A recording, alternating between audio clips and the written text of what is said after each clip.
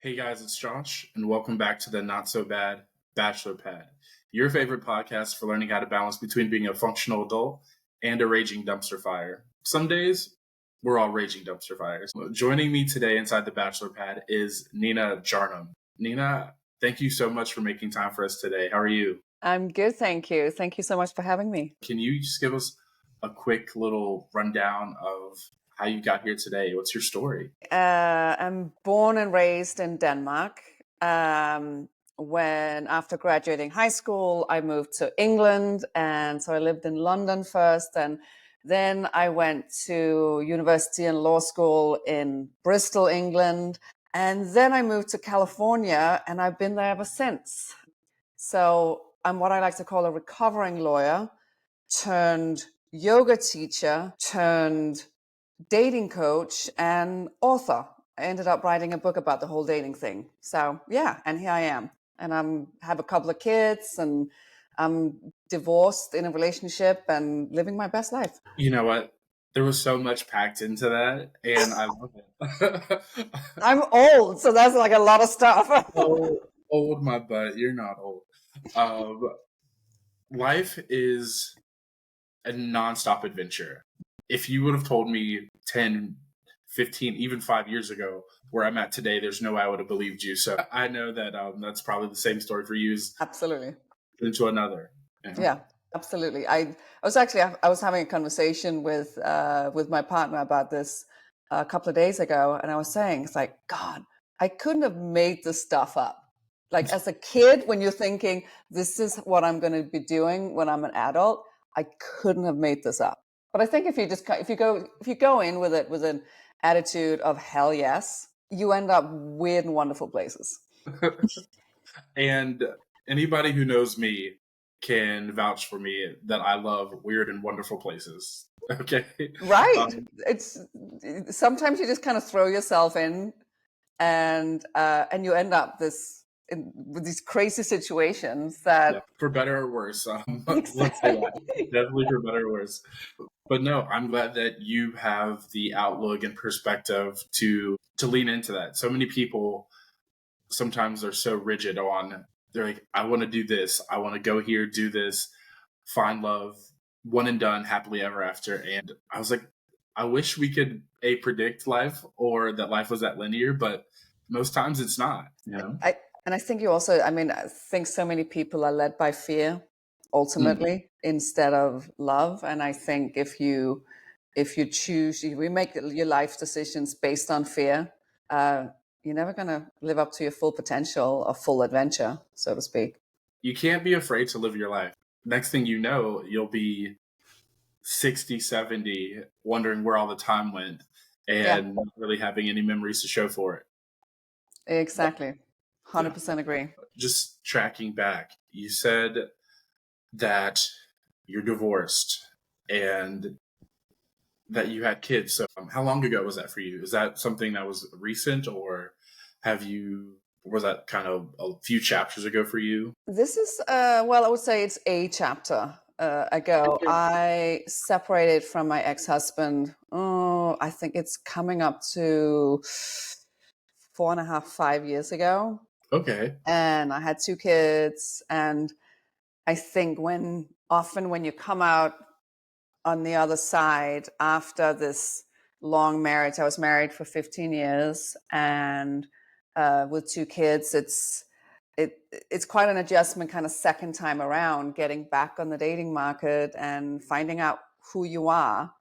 But it's also a really beautiful opportunity because you have all this life experience with you and you're no longer caught under this. I think when we're in our 20s, we have this idea of this of how a relationship is supposed to go. You're supposed to meet someone, you fall in love with them, then I don't know, you get engaged, you get married, you have kids, or whatever it is for you. But you have this idea of this is where a relationship should be. These are the steps that are supposed to happen in a relationship. And when you come out on the other side, you've had the kids that you want. And I mean, I'm in my 40s, and suddenly there was this, okay, I don't actually have to have a relationship. However, society is telling me I should. There are no rules anymore. I get to decide what I want, how I want to live. And it can be a really freeing moment to actually really look at what's working for you as a human being and what you want from a relationship. I love that because you're right. I've talked about it several times. Is especially society. I guess not just here in the States, but everywhere. Mm-hmm. Not just defined by your achievements. You're defined by your relationships. That's a tale as old as time. I feel Yeah. like people used to marry for status, and they still do in a way today. But there's nothing wrong with being by yourself. No. The original phrase for the show is being single is not that bad. It's not so bad. And it's not. And it's not like we've all been had our stretch of singleness that we loved, because you have a certain amount of freedom in your day to day. You're not obligated to talk to anybody or go to certain events with people that you don't want to see or talk to, and you might not be caught in drama. And sometimes we need that time to grow. So I'm glad that you were able to take that time when you were single, not partnered, and really live your life and enjoy it and refocus. I think it also, I mean, it can really give you to finding yourself and feeling happy with yourself actually puts you in this really, really powerful position to finding love, because you don't need it. You can want it and not need it.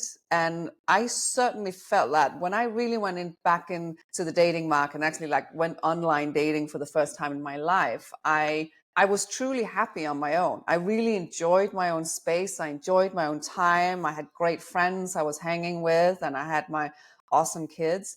I didn't need anybody. So it made me much more aware of what I needed in a potential relationship. And I didn't compromise that. I think often if we're desperate to be in this relationship, we start compromising our needs. And we just go for, it's like, oh, but he wants me or she wants me. So I feel I have to because I so badly want that relationship. When you don't want that relationship, you can be like, that's not for me. You're a great person, but you're not for me. And I really felt that when I started dating again, that I met all these amazing guys, by the way, but I was able to say, it's like, oh, you got all these great qualities, but you're not for me. And because I didn't need it, I was able to walk away from people that were otherwise like great catches. And when I met my man, I was able to invite him in with an open heart. This is something, tell me if I'm wrong or correct me.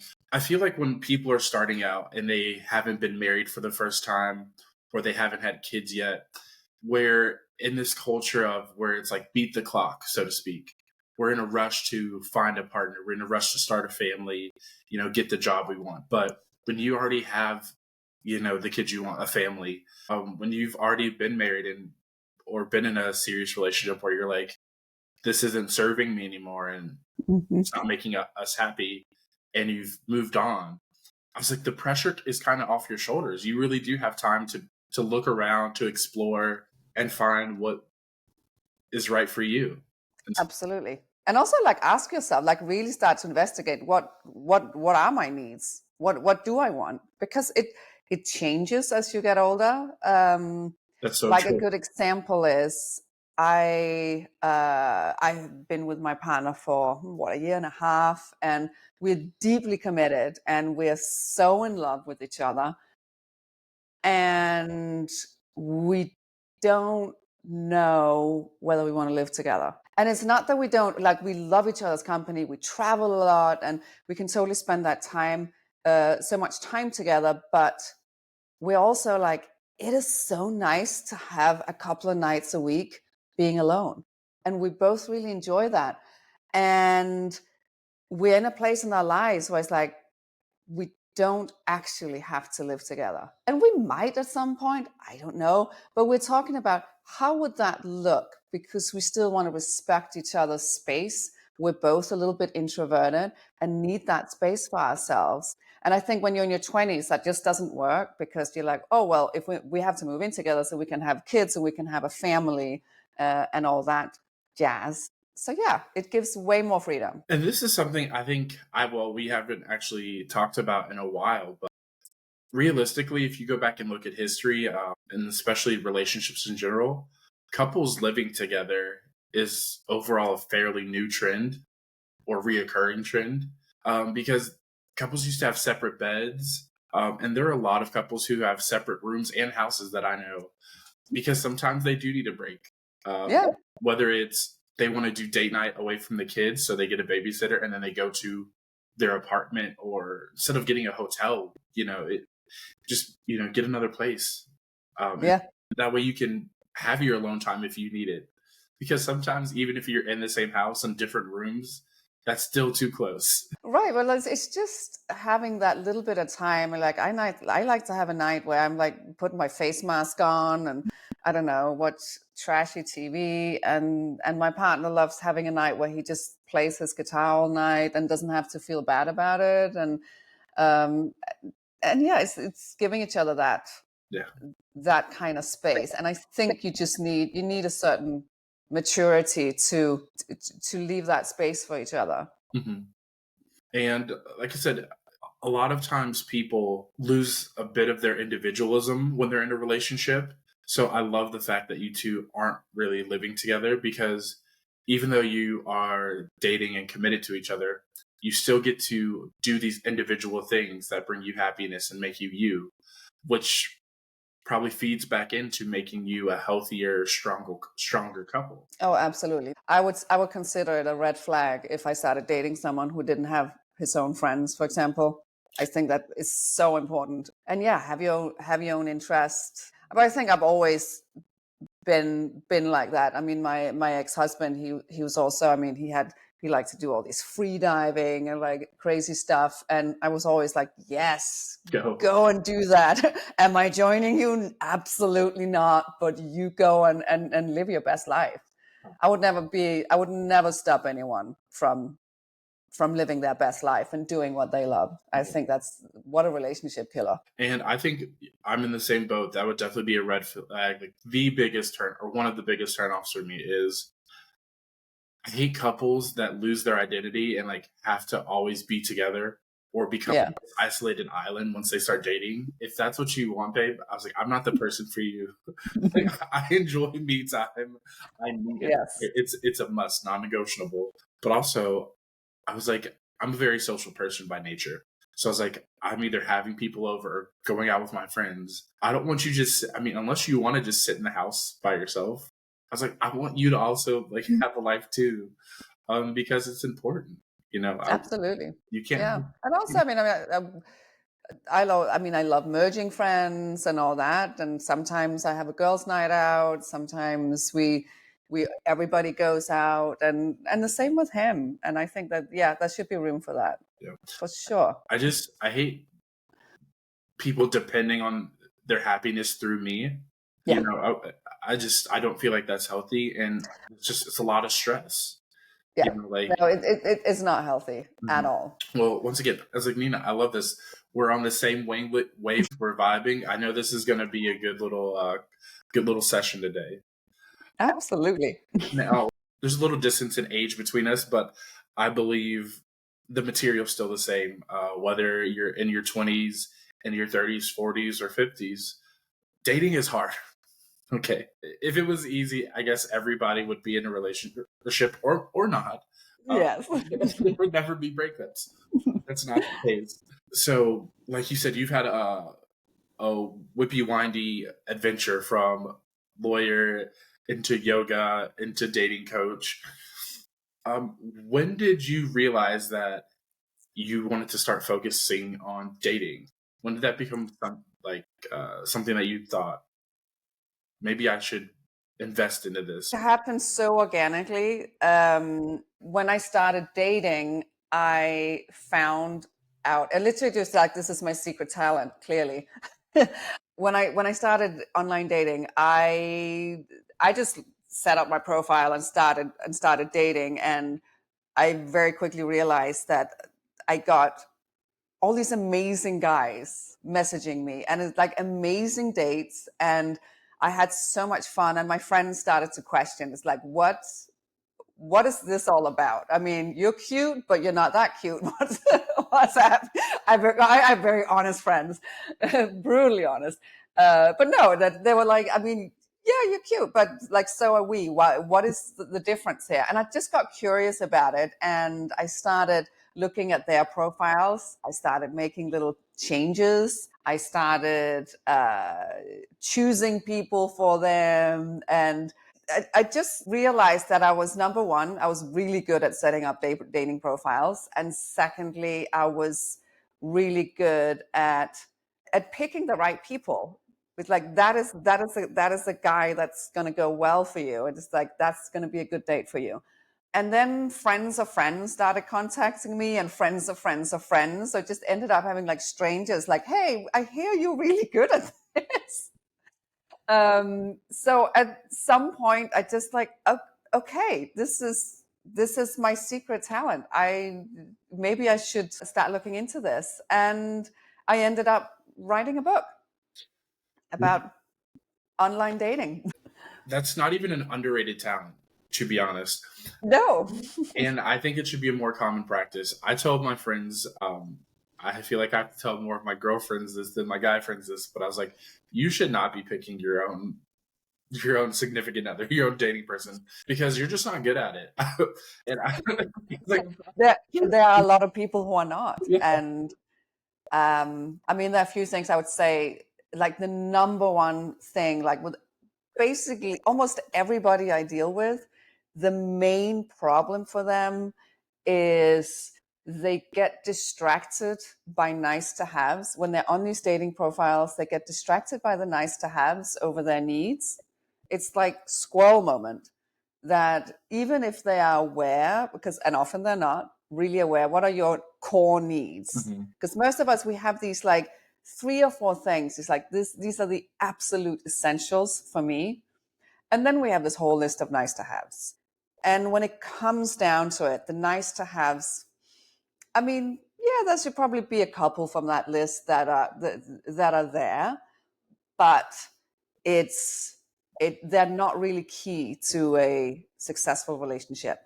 And most people, they're scrolling on the dating app and they see some of the nice to haves and they get distracted by that, and they choose somebody based on that, and they're sacrificing their absolute needs. And if you do that, this is not going to be the person for you. And then they keep repeating themselves and repeating themselves, and they don't understand why they're not successful. And then they're having shitty date after shitty date. And eventually they're like, there are no good guys or there are no good girls out there. And it's just not true. It's just that they keep on picking for nice to haves, not their needs. And that's something that's very important that I don't know if we focused enough on as a culture. Is we know that we're in this instant gratification phase, really stopping to think, what type of love am I looking for? Or even before that, what type of relationship am I looking for? Because I feel like we're not always honest with ourselves. We always No. that we're looking for love, but realistically, sometimes I was like, some people are just looking for flings. Some people are just looking to test some things out, see where they are. My first couple relationships, I don't think I even really thought about what love is. So it's like, if I don't know what love is, how can I be looking for it? And then how am I going to know when I find it? And then how am I going to know how to maintain it? And so it really took me some time to be like, okay, this is how I like to be treated. This is how I can treat people, to reciprocate that feeling.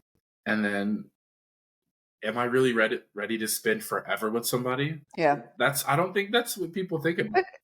Well, I think it's also, what's important is to then be like, number one, be honest with yourself, but also be honest when you go out on the dating market.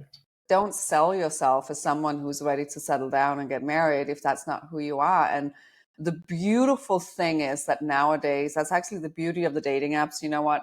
There are dating apps for everything, wherever you are in life and what you're up for. And it's actually okay to say on your dating profile, I'm looking for something casual. I'm looking for something short term, or whatever it is that you're looking for.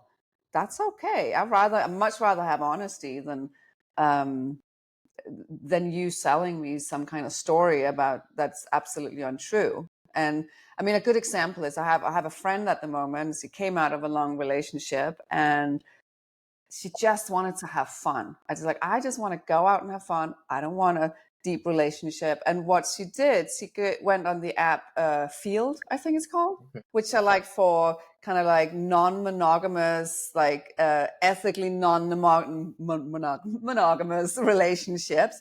And she was like, I'm putting myself on Fields as a secondary partner because I don't want to be a primary partner at the moment. I just want to have fun. And she's been doing that. And she did that for a while. And then she came to a place where it's like, okay, I'm getting a little tired of this now. I'm going to take a break. And then she took a break from dating. And now she's thinking about what to do next. But I think isn't that wonderful that there's literally an app for it now? Oh, yeah. If you just want this lighthearted bit of fun, you can literally find the right app for that. You don't need to go out and lie to people and pretend that you want something that you don't. I love how far we've come. And let's realistically say 10 years from just having Christian Mingle and Plenty of Fish to now. I think there are thousands of different dating apps, literally. Oh my God, yes, that's something for everybody. Where you could, find your yum, whatever you're into. I was like, there's definitely an app for it. Yes. And if you don't think there is, trust me, it's out there. You just have. It's out there, exactly. There's an app for everything. Yeah. Now, I want to talk about it. What do you think was a really big difference for you from when you were dating in your 20s to when you were dating right before you found your partner? What do you think the biggest change in you and the dating world was? I mean, the biggest change in the dating world was clearly it was when I dated before my marriage was kind of like, well, there was online dating, but it was in its infancy and it was considered something like weird and desperate people would do. And it's not anymore at all, of course.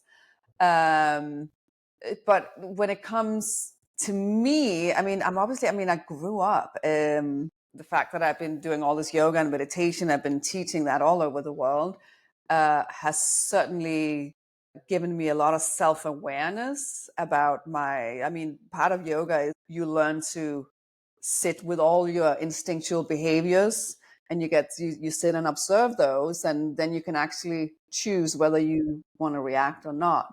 And I think that was really important. I think it meant that I didn't go on a date just blindly and instinctively reacted to everything I was presented with. I took each and every date as a learning opportunity about honing in what I was actually looking for. And I also realized, and this is interesting, I realized that when you come out of a long relationship, like a marriage or just a long-term relationship, be aware of your dating age, because your dating age is the last time you were single. So you can have done all this work and gone to therapy and be super wise on yourself, but when you then suddenly put in this situation that you haven't been in for 15 years, let's say, you are going to have this set of instinctive behaviors, and you are going to most often immediately go back to that. And I did notice that when I first started dating, that suddenly my behaviors I went right back to my 20s. And I had enough self-awareness to be like, this is interesting. Yeah. When I'm put in this situation that I haven't been in since I was in my 20s, I suddenly instinctively react as if I'm 20 something.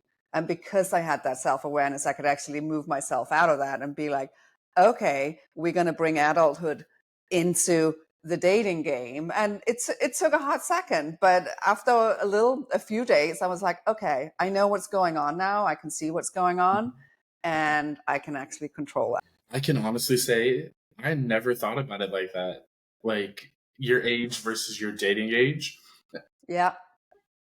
And I write about this in my book. I have a little chapter dedicated to it. And yeah, every time I say that to somebody, they're like, oh, yeah.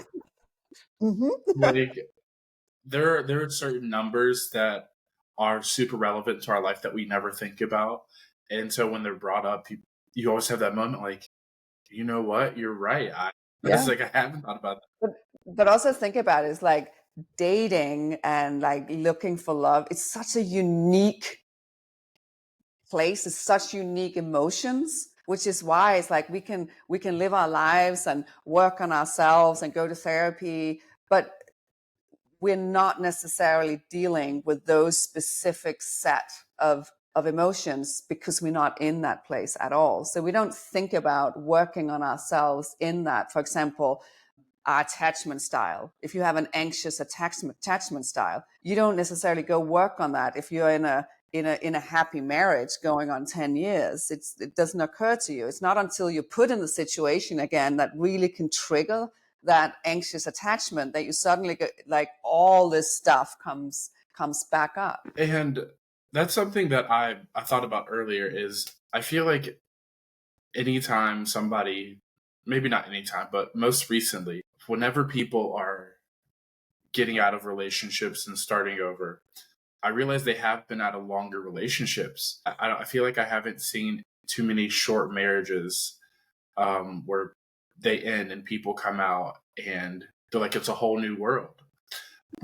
And I was like, I guess you're right. Like the passage of time is crazy because, like you said, you started dating in your 20s, you found a person, you settled down, you guys had kids, and so when you came out, mentally you reverted back to that 20-year-old.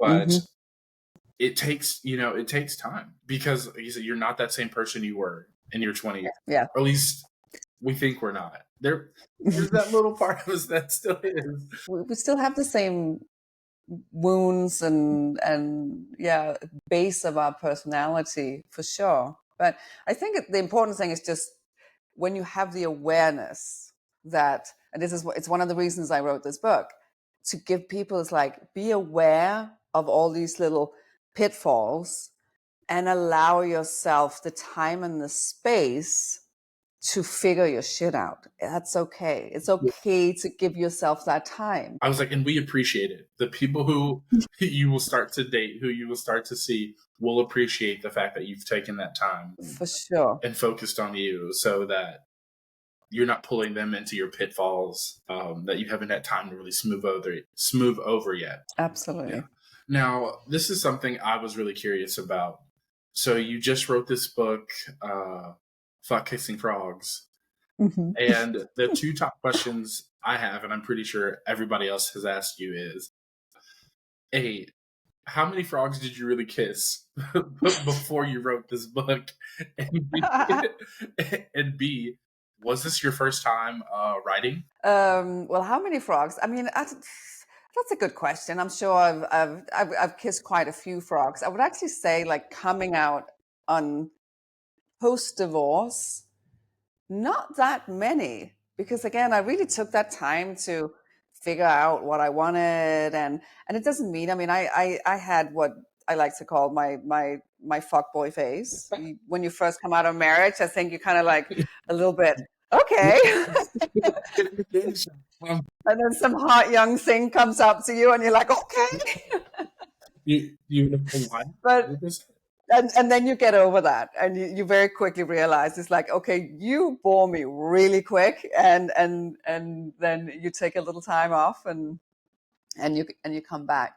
So I mean, I actually don't think I've kissed that many frogs post divorce. I think I've been on dates with a lot of amazing guys, to be honest, but I also didn't just go on dates with everybody. I was quite picky. So yeah, they were great. They were great guys, even though if they weren't for me.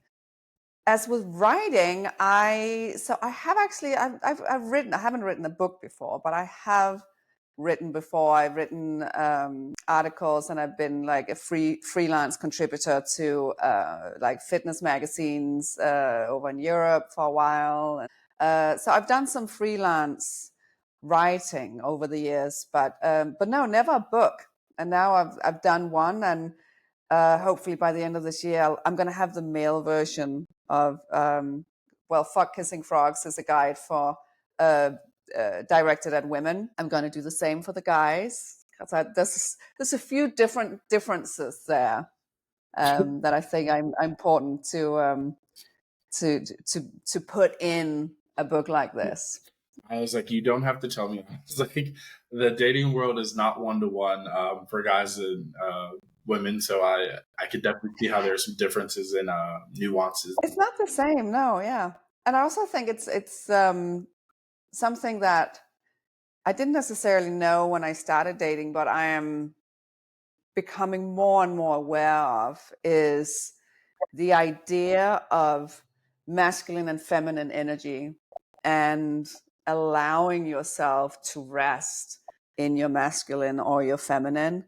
And I think specifically a lot of women, a lot of successful women, and so most of my clients, they are successful over 35, and they know they have so much control of their lives.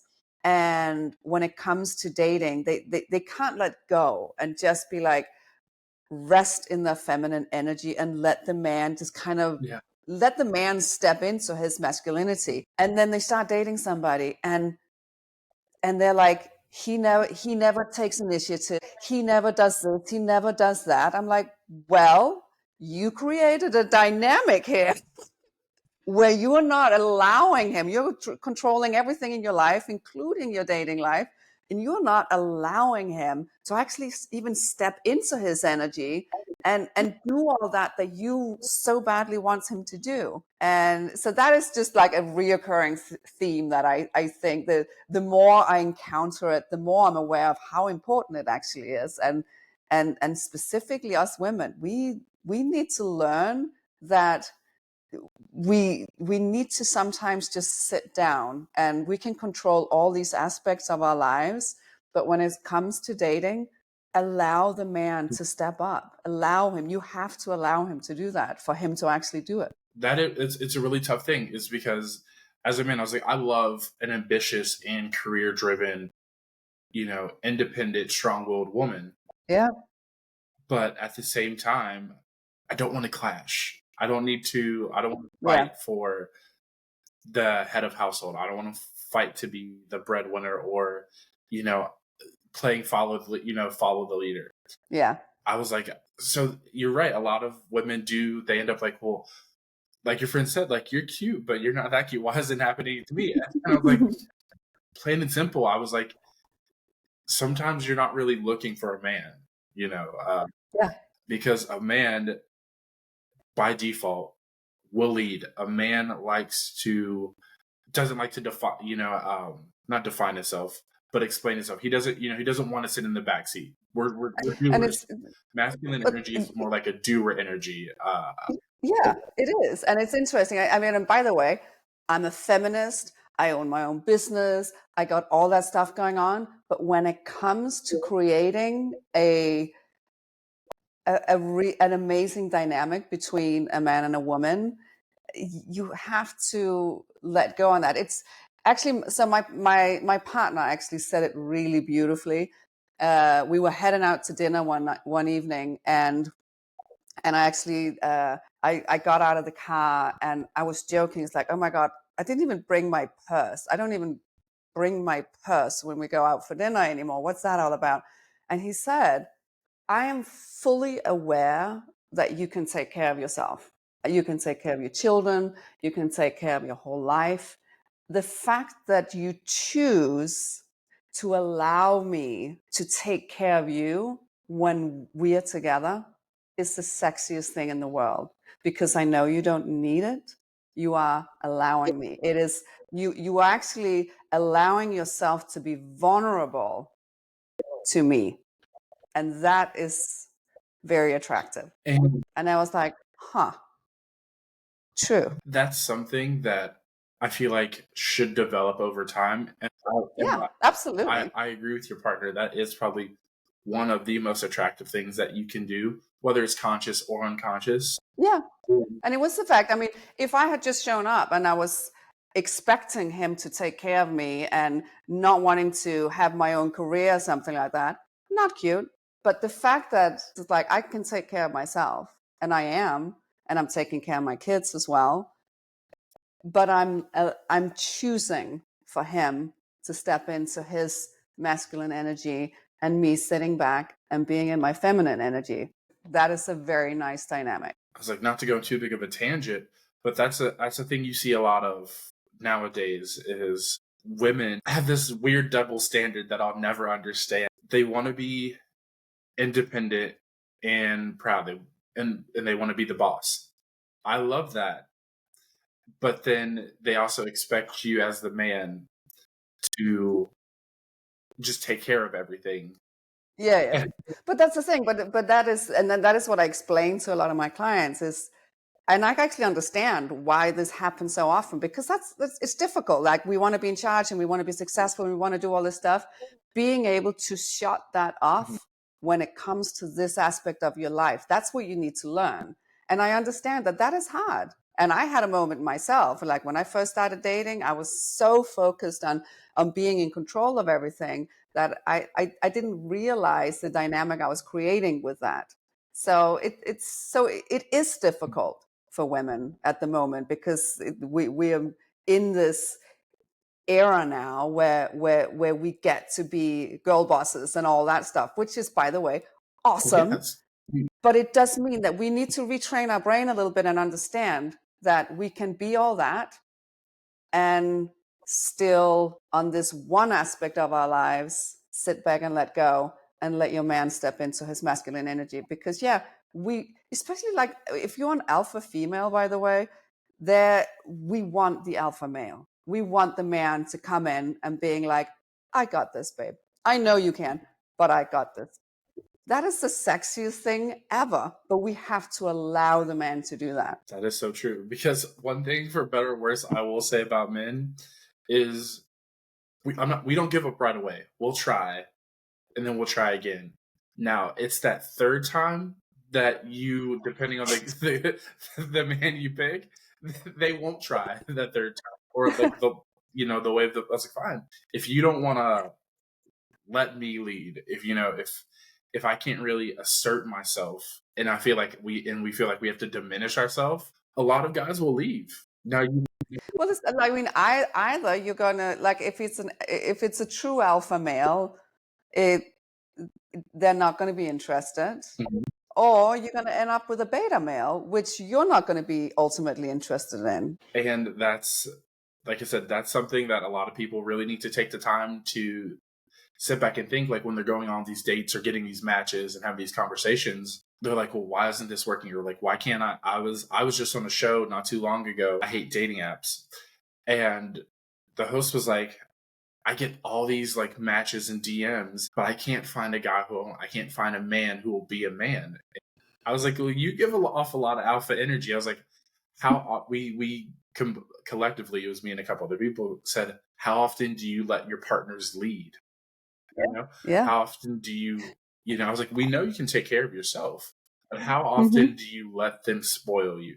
How often do you let them step into that masculine role, that doing role? And she was like, well, I don't think about it, or they should just like overpower me. And I was like, Exactly. No, you gotta let them. I had a friend who she'd been single for a really long time, and suddenly, like, she met this like great guy, and he was like super successful and had all these amazing qualities, and he bought her a trip to Paris for Christmas. And she was telling me she was so excited, like, oh, we're gonna go to Paris, and she was like, but apparently, like, he wants to like book all the hotels and all that. I'm like, stop. I'm like, I want you to sit down on your hands, and you are gonna allow him to do this. You are not gonna get involved at all. And she's like, well, Well, I mean, he's got good taste. I'm sure it is going to be absolutely fine, girl. You are going to let go of this control and allow him to do that, because ultimately, isn't that what we all dreaming about our man buying us a trip to Paris and just having it set all up. We all dreaming about that date where just like you come home and there's a beautiful new dress on the bed and be like, we're going out, babe. I'm taking you out. And it's like, oh my God. But we have to allow that to happen. One of the most important things I talk to and I teach my younger male clients, just because I didn't do this or I wasn't taught this when I was starting, I don't necessarily tell my partner where we're going. I was like, hey, here's what we need to wear. Or I was like, time and place. That's all you need to know. Yeah. I think that's awesome. And I quickly also learned, I mean, being on the dating apps, like I was on Hinge, for example. So on the Hinge app, you can comment on somebody's profile, you can like somebody's profile. I would never do that. I wouldn't click on anybody. I would let them come to me and I would look at their profiles. And if I found them interesting, I would reply back. I'm like, it is on you to reach out to me, and I will respond appropriately. And if I wrote back to somebody, if they hadn't invited me out on a date within 3 or 4 messages, I'm out. It's like, you're either interested or you're not interested. It is fine if you're not, but show some initiative here. That's why Bumble is really tough for me. I'm the first one to admit it. But they're changing that now. Oh. Yeah. It recently, I think it's last week they came out. They have a new CEO and she's actually come out. This whole thing doesn't necessarily work. It's funny. I had another guest on and they're like, we love the fact that we can screen and vet and do things on our own terms, but also they want to allow the man to like step into their masculine and initiate things. Yeah. But I said, we can't initiate unless you initiate. And on the Oh yeah, no, that's why I was never on Bumble. I was like, nope, that's not what I want. I want a man who can initiate for sure. And it was tough because, in my opinion, I was like, sometimes there slightly is like a higher caliber of person that I see on Bumble. But once again, I was like, when I can't initiate a conversation, it loses some of the luster. It makes things hard. Absolutely. Well, it's about to change. So, all right, 2024, big changes. Maybe we'll take Bumble by storm. Nina, today has been great, and I think you've given us a lot to think about. But I was like, I want to dig a little deeper. Okay. I think the audience really they want to get to know who Nina is. We know she's stunning. We know she's witty. She has banter. And keep going. She can help you overhaul your dating profile. We know all that. Okay. We know that she is a top selling author who's just getting started. We know that. But who is Nina just the person when nobody's around? So this section of the show is called our Quickie Questions. I say, who doesn't love a quickie? It's just a few brief questions that I don't want you to think too hard about. And they're just going to help us kind of get to know each other a little bit better. I'm in. My first question for you is, how do you define love? Oh, that's a big question. Well, how do I define love? I think when you are willing to be truly vulnerable with a person, that's certainly for me what I experienced. When I'm truly willing to be vulnerable and willing to potentially get hurt and open my heart to somebody, that's when I know that's love for sure. For such a big question, you made it really simple. So, well, thank you. This is the one that I love asking because it's so different for everybody, but there are a few tried and true answers. So I want to see where you land. What is your favorite way to show intimacy? To show intimacy, I love physical touch and intimacy. So when you are my person, I will have my hands on you at all times, most likely. I mean, back to allowing myself to be vulnerable with you, which is super hard for me, by the way. I'm not I'm sure you can, like psychology 101 is like childhood and all that stuff, it's a lot for me to truly be vulnerable with somebody. And I have to be very conscious about doing it. My instinctive behavior is not vulnerable at all. So when I consciously choose to be truly emotionally vulnerable and open with somebody, that is intimacy. So what is something that you think that you could still improve on as a partner? Oh, but I'm such a good partner. I don't doubt that. If No, there's a checklist, I'm pretty stuff. You know what? Sometimes I'll feel insecurity, and I think that is definitely something that sometimes, and I do catch myself in it. But when I'm feeling insecure, I think it's important to actually verbalize that in a non-confrontational way.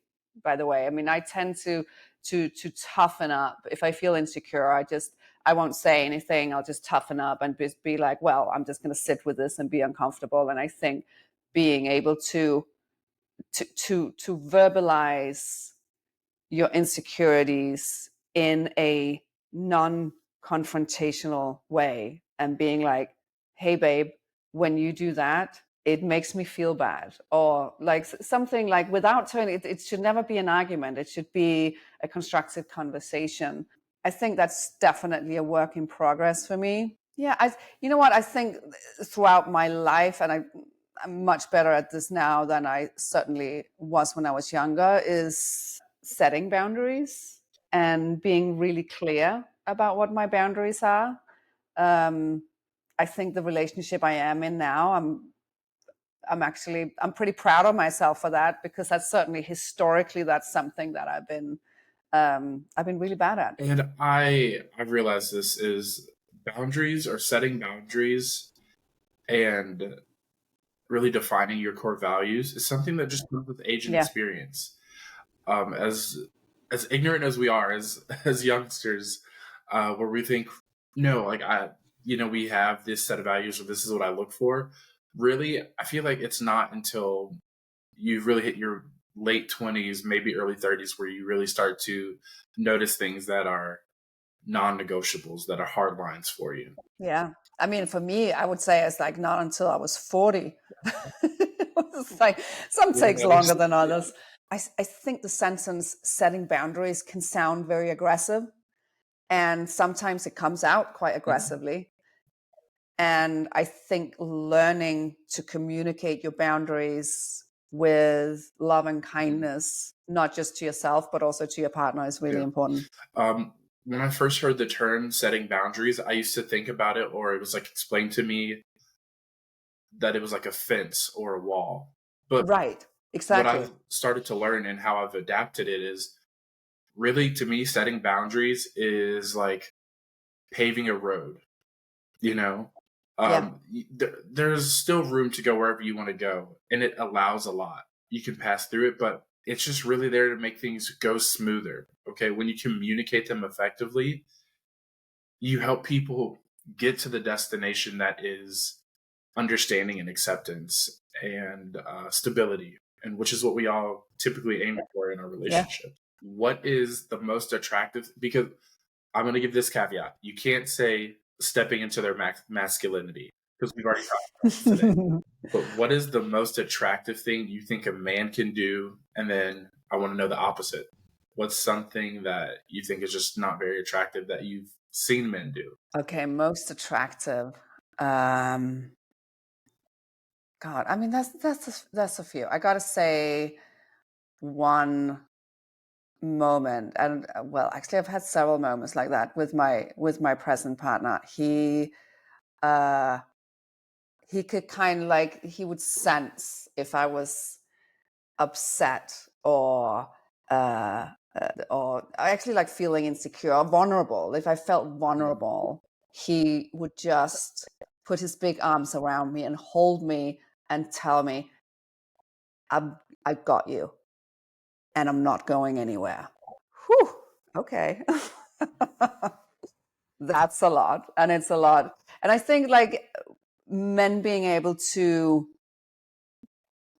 clearly communicate actually what they want and their needs is incredibly sexy. And men not being scared of emotional intimacy is very sexy. I think the emotional intimacy is huge for me. That if you're not ready for that, I'm not really there. I'm not in it. I was So, like, what was the second the part of that second question? question is, Forget.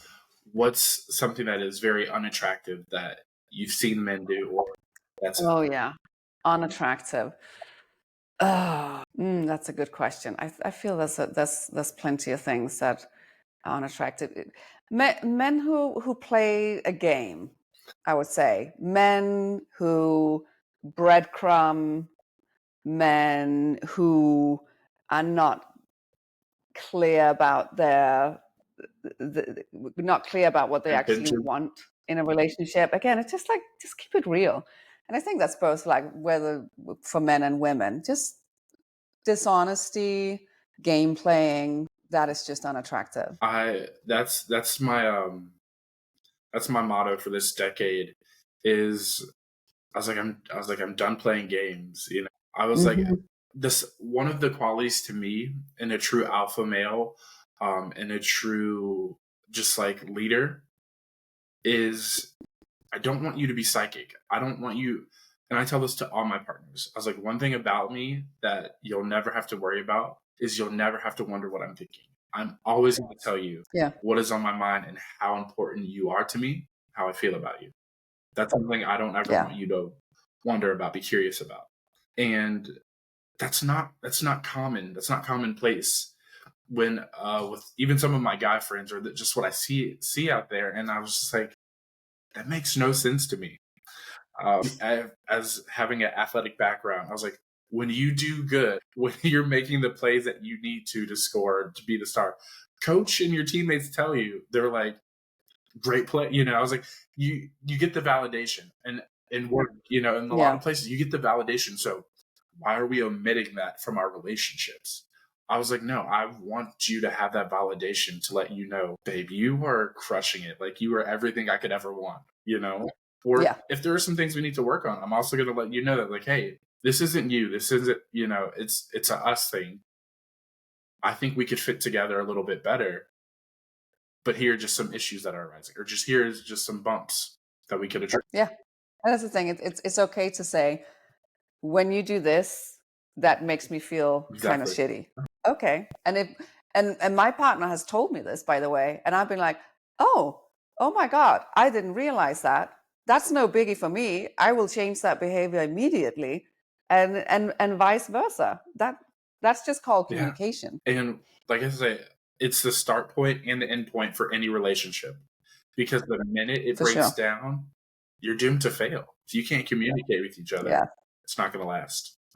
Now, this is something that I want to ask you. It's kind of like my last question that I ask before we wrap things up. Because I'm pretty sure you've been interviewed before countless times. You've probably interviewed people. And I've realized this after doing this for a few years, is it gets monotonous sometimes. You know, people ask you the same questions over and over again. So I want to give you this opportunity to just really think about it. What's a question that you've never really been asked, but you've been dying to talk about? Or just something you've been dying to talk about? Ooh, tell you what, something I've been dying to talk about is actually the problems, the problem, I would say, with online dating, which is we start kind of getting a little bit of dating ADHD if we spend too much time online dating, that we lose sight of what we're looking for. We're just looking for the next like little validation and a next swipe, and the grass is always going to be greener on the other side. And you see this actually with a lot of people, like they can't they'll date somebody for a little bit, and then they'll lose interest and go on to the next. There's this, what is it called? It's literally like, it's a whole concept that when you have too many choices, you end up unable to make a choice. And then when you finally make a choice, it's actually not going to be a very good choice, because you keep kind of like chasing the next. It's like, is this good enough? Or can I get better? Can I get better? Can I get better? And you end up not settling at all. And you end up not getting this real connection with another human being. And you're just chasing this superficial connection with human beings. And I think that a lot of people end up like this when they spend too much time on dating apps. They trade in real human connection with superficial encounters, and which is why, like, I think when you go on a dating app, like, think of it like a ninja. You're like a ninja move. You are in and you're out, and like, go in, get a few dates, and then go out again, and then take the time to get to know these few dates that you have chosen. Like, I would say go at least on if they're not complete psychos, of course. I mean, sometimes we have, like, if you go on a date and they're complete psycho, don't see them again. But if you're like, but otherwise, I would say give it at least 3 days. Like, actually, like, get to know this human being and connect with them. Because, I mean, you know as well as me, when you meet somebody else, when you meet somebody completely new, you're sitting in front of somebody you've never met.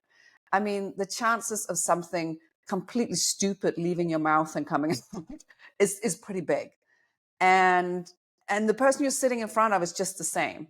So allow them a couple of dates to actually get to know you and get comfortable with you. And you're going to see the real person. You're not necessarily going to see the full picture of a person in a couple of hours.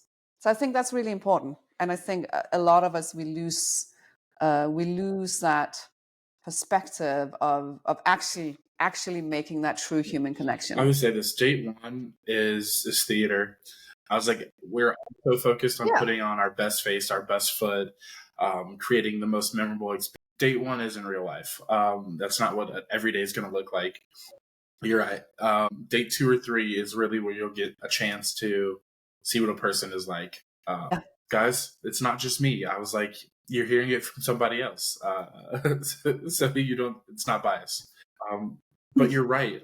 I love the fact, and that's something I've had to adapt over the year. I used to tell people, hey, when you start working with me, quit dating apps cold turkey. And I found that didn't work. I adjusted that to make it a new goal, is stop hitting your like limit. Because on every app, they don't have unlimited likes.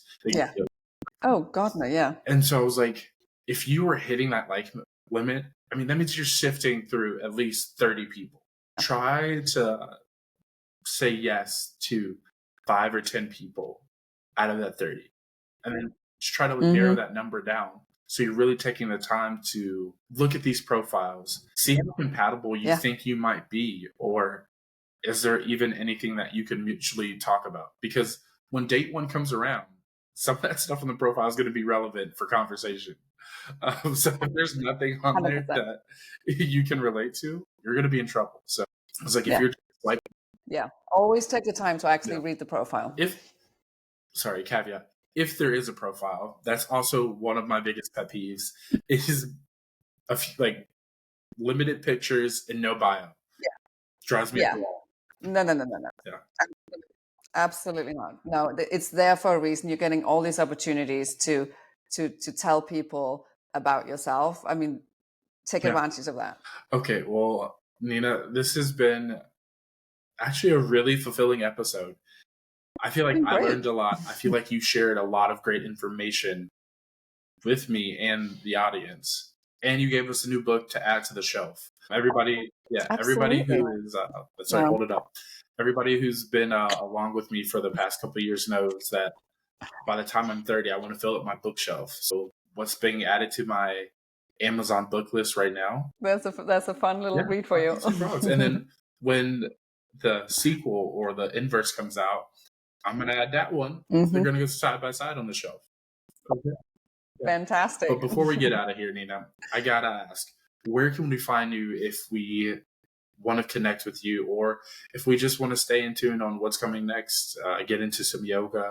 A little bit of everything. Yes. Instagram is always a good place to start.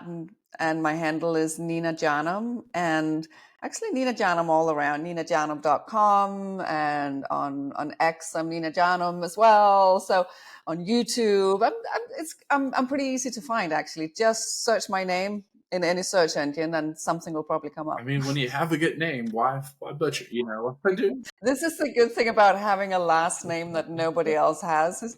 I definitely did that. As soon as I on anything, I typed in Jarnum, like you were like number one, and I was like, right. Yeah. All right, guys. Thank you so much for making it this far, tuning into another episode of the Not So Bad Bachelor Pad. Just don't forget, go over, show Nina some love with the follows, likes.